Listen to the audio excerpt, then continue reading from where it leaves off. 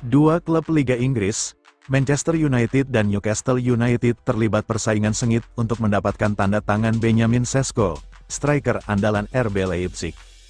Kabar terbaru menyebutkan, pemain asal Slovenia itu hanya bersedia bergabung dengan salah satu dari dua klub Inggris tersebut, menutup pintu bagi tim lain yang mungkin berminat.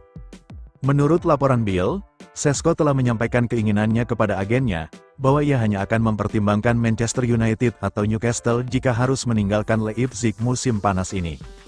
Keputusan ini didiskusikan dalam pertemuan internal, usai ia tak dimainkan dalam laga uji coba melawan Atalanta, Minggu, tanggal 4 Agustus tahun 2025. Newcastle sudah lebih dulu melancarkan gebrakan dengan menawarkan rekor transfer klub senilai 69,8 juta pound, termasuk bonus. Namun, Leipzig menolak proposal tersebut dan kini meminta 70 juta pound tunai sebagai harga mati. Nilai akhir transfer diprediksi bisa melambung lebih tinggi jika termasuk insentif. Sementara itu, Manchester United belum mengajukan penawaran resmi, tetapi manajemen klub dikabarkan sedang mematangkan proposal dan berencana segera mengirimkan bid. Meski tertarik pada kedua klub, Sesko disebut lebih condong ke Manchester United. Namun, Newcastle punya keunggulan, tiket Liga Champions dan kesiapan menyelesaikan transfer secepatnya. Di sisi lain, MU, yang sedang terkendala finansial tak bisa menawarkan kompetisi Eropa musim ini, dan membutuhkan waktu lebih lama untuk merampungkan negosiasi. Kabar baiknya, Sesko memiliki gentleman's agreement dengan Leipzig, yang memungkinkannya hengkang jika ada tawaran sesuai. Jika Sesko memilih Newcastle, langkah itu bisa membuka peluang Alexander Isak hengkang dari St. James Park. Liverpool sebelumnya sudah mengajukan tawaran 110 juta pound untuk Isak, tetapi ditolak. Newcastle kini memasang harga fantastis 150 juta pound untuk striker asal Swedia itu, rekor transfer termahal sepanjang sejarah Premier League jika terwujud. Perburuan Sesko masih panas, dan keputusannya akan memengaruhi peta transfer Premier League. Mana yang akan ia pilih? Proyek jangka panjang Ruben Amorim di MU atau ambisi langsung Newcastle di Liga Champions? Sumber, Bill.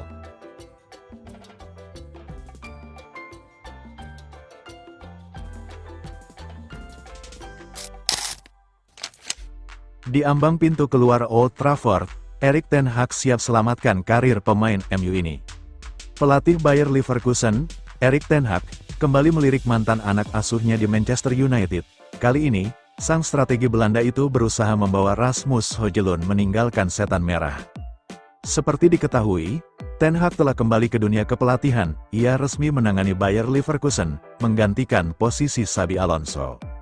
Pelatih berusia 54 tahun itu dikabarkan membutuhkan beberapa pemain baru untuk memperkuat skuadnya. Ia ingin Die Werkself tampil lebih solid di musim depan. Berdasarkan laporan Chaut Offside, Ten Hag kini mengincar Manchester United. Target utamanya adalah Rasmus Højlund, yang ia harap bisa segera bergabung dengan Leverkusen. Menurut laporan tersebut, Ten Hag sangat tertarik untuk bersatu kembali dengan Højlund di Leverkusen. Ia membutuhkan striker baru untuk lini serangnya. Kebetulan, Højlund adalah pemain yang ia datangkan sendiri ke Manchester United. Ten Hag paham betul kualitas yang dimiliki pemain muda itu. Ia yakin Højlund bisa menjadi mesin gol yang mematikan bagi tim barunya. Oleh karena itu, ia berusaha memboyongnya pada musim panas ini. Laporan tersebut juga menyebutkan, bahwa peluang Leverkusen mendapatkan Højlund cukup besar. MU dikabarkan bersedia melepas sang striker. Pasalnya, mereka berencana mendatangkan penyerang baru, Benjamin Sesko. Jadi, jika Leverkusen serius ingin merekrut Højlund, MU siap mendengarkan tawaran mereka dan membuka negosiasi. Kabarnya, Leverkusen perlu merogoh kocek cukup dalam untuk mendapatkan tanda tangan Højlund. MU disebut meminta setidaknya 40 juta euro untuk melepas striker timnas Denmark tersebut.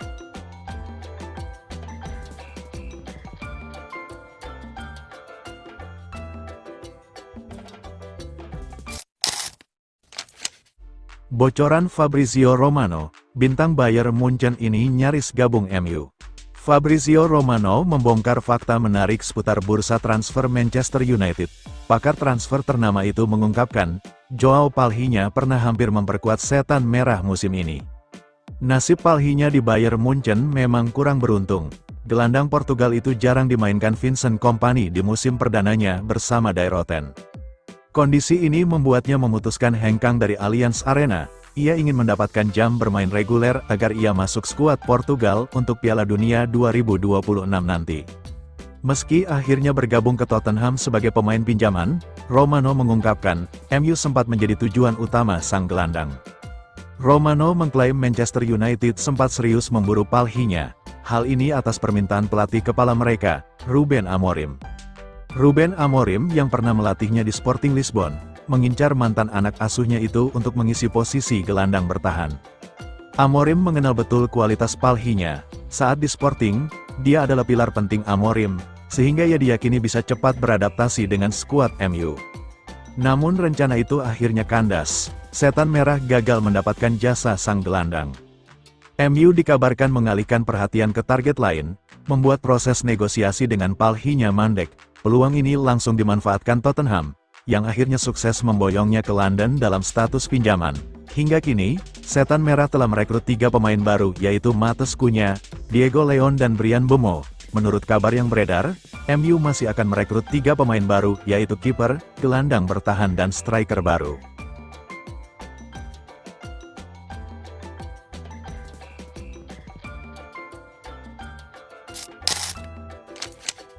Kapok beli pemain toksik, Ruben Amorim dan Ineos ubah kebijakan transfer Manchester United. Manchester United telah lama dikritik karena kebijakan transfer yang buruk selama 1 dekade terakhir. Banyak pemain mahal yang gagal bersinar di Old Trafford. Namun, sejak Ineos mengambil peran penting, terjadi perubahan signifikan dalam strategi rekrutmen. Salah satunya adalah fokus pada karakter pemain sebelum penandatanganan kontrak, sebuah pendekatan baru yang digagas oleh Ruben Amorim. Tak bisa dipungkiri, rekrutmen Manchester United dalam beberapa tahun dinilai sangat tidak efektif. Banyak pemain bintang yang dibeli dengan harga fantastis, tapi justru kehilangan performa setelah bergabung. Masalah ini diperparah oleh kontrak besar yang diberikan kepada pemain yang tidak konsisten. Namun, sejak Ineos terlibat, ada perubahan nyata. Setiap pemain yang direkrut dalam 18 bulan terakhir memberikan dampak positif. Kini, Amorim dan tim manajemen baru berusaha memperbaiki kesalahan masa lalu, dengan lebih memilih dalam memilih pemain, bukan hanya berdasarkan skill, tapi juga kepribadian. Fans United sudah lelah melihat pemain mahal beradaptasi.